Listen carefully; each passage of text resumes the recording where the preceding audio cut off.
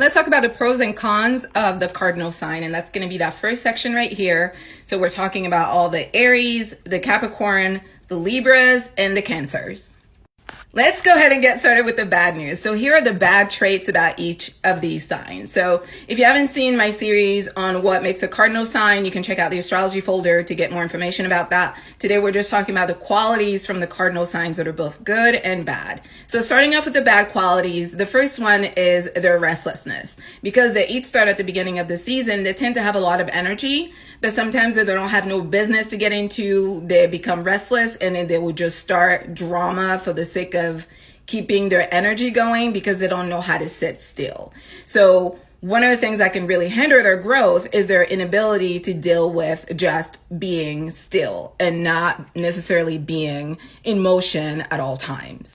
They can also be ruthless and sensitive and super impatient because in their mind, they've already figured out how they can take this idea from point A to point Z, and they feel like everybody else is just getting in the way of it. So they're all about trying to get to that Z no matter what it takes, and they don't mind running over people to get to that. Sometimes when they're not able to make their ideas come to fruition, they can be pessimistic and really negative, because it's like at this point they stop believing in themselves and they stop believing in other people, and it's just not a good look. It's just, ugh. So I think these signs really could benefit from being able to sit still with their ideas long enough to be able to flesh out the parts that are not beneficial or the parts that are not going to help them be successful so that they can actually carry their plans all the way through.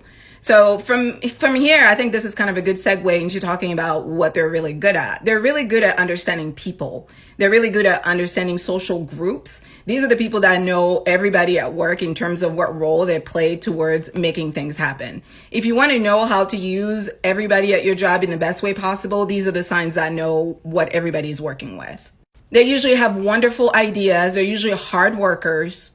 They easily influence others because they're natural born leaders. People naturally look up to them because there's an essence about them. There's an energy about them that commands respect.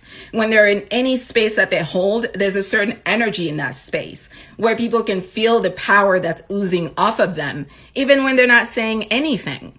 Because of that, they can easily get people to buy into their ideas because people naturally see them as someone that is in a position of authority.